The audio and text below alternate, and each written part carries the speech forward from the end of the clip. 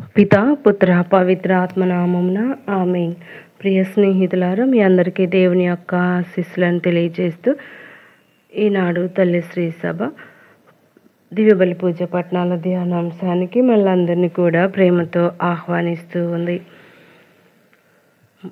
July 1వ తారీఖు మంగళవారం. ఈనాటి మొదటి పట్టణము ఆదికాండం 19వ అధ్యాయం 15వ వచనం నుండి 29వ వచనం వరకు. మత్తయి సువార్త 8వ అధ్యాయం 23వ వచనం నుండి 27వ వచనం వరకు భక్తితో చదువుకొని ధ్యానించుదాం.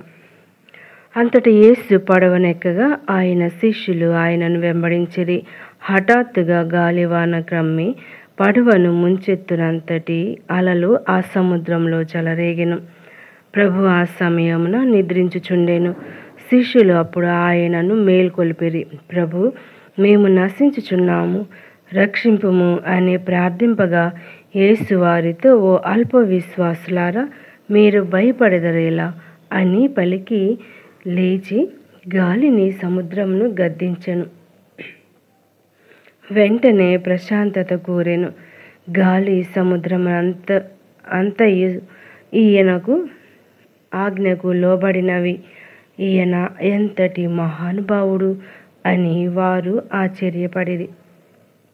ధ్యానాంశం: అల్ప విశ్వాసమా, అధిగమించుము. నేటి సువార్తలో ఒక గొప్ప అద్భుత సంఘటనను చూస్తూ ఉన్నాం. యేసు ఆయన శిష్యులు పడవలో వెళుతూ ఉన్నారు. హఠాత్తుగా తుఫాను చెలరేగింది. ఊహించని ఈ పరిణామానికి శిష్యులు భయపడ్డారు. పైగా యేసు ఇవేవి పట్టించుకోకుండా నిద్రిస్తూ ఉన్నాడు. శిష్యులకు ఆందోళన ఎక్కువైంది. భీతితో యేసును బ్రతిమాలటం గమనిస్తూ ఉన్నాం. ఈ లోక ప్రకంపనలకు చలించని ప్రభు హాయిగా నిద్రపోతుంటే శిష్యులు ఆయన ప్రశాంత నిద్రను ఆటంకపరుస్తూ ఉన్నారు. ప్రభు, మేము నశించుచున్నాము, రక్షింపుము అని ప్రార్థన చేయటం మొదలుపెట్టారు. యేసు వారి ఆందోళన అర్థం చేసుకున్నారు. నిద్ర లేచి గాలిని సముద్రంను గద్దించాడు. వెంటనే చుట్టూ ప్రశాంతత వాతావరణం ఏర్పడింది. దైవత్వం, అధికారం మరొకసారి ప్రత్యక్షమయ్యింది. యేసు మాటకు బలముంది అను సత్యం మరొకసారి రుజువయ్యింది. ఆయన ఆజ్ఞకు అన్నీ లోబడవలసిందే. దెయ్యం పట్టిన వ్యక్తి ఆయన మాటతో స్వస్థత పొందుతూ ఉన్నాడు. ఒక్క మాటతో గాలి అలా నిలిచిపోతూ ఉన్నాయి. అయితే ఇక్కడ శిష్యుల ఎడల యేసు అసహనంను చూడగలం. ఓ అల్ప విశ్వాసులారా, మీరు భయపడెదరేలా.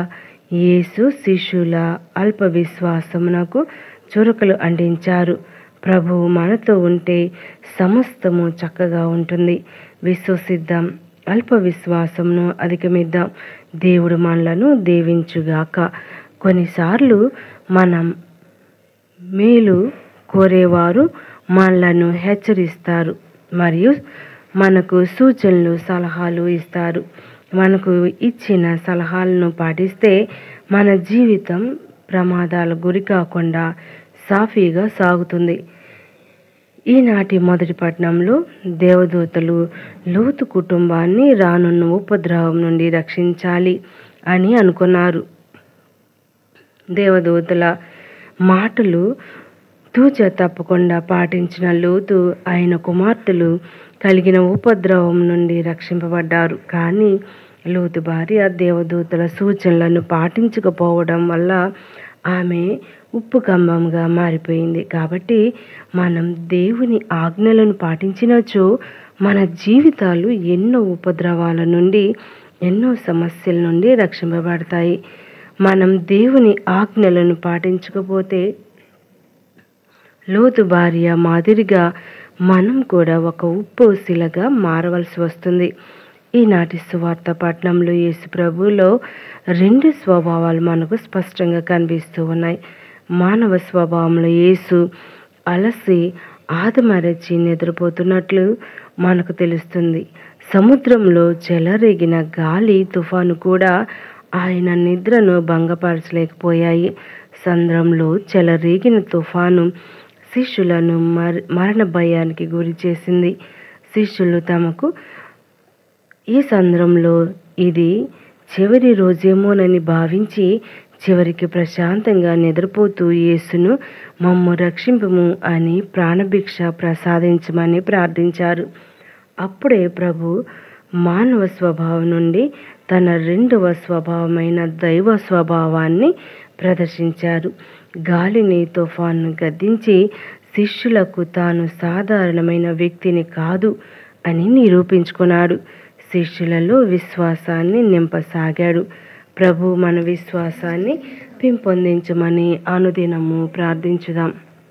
దయగల దేవుడు మనలో ఉన్నటువంటి అల్ప విశ్వాసాన్ని తీసివేయమని బ్రతిమాలు వేడుకుందాం. ప్రియ స్నేహితులారా, మరి ఈ అల్ప విశ్వాసం ఉండటం వల్ల మన జీవితంలో అనేక విషయాలు కోల్పోతున్నాము అనేటువంటి విషయాన్ని మరువకూడదు. ఎందుకనగా విశ్వాసం చేతనే అబ్రహాము నిరీక్షించి దేవుని యొక్క దీవెనలను పొందుకున్నాడు. మరి విశ్వాసుల తండ్రిగా ఆయన దేవుడు ఎన్నుకొన్నాడు, నియమించాడు. అంతేకాదు ఆయన్ని తరతరాలకు తండ్రిగా దీవించి ఆశీర్వదించారు. మరి విశ్వాసం వల్ల చాలామంది బైబిల్లో స్వస్థత పొందారు.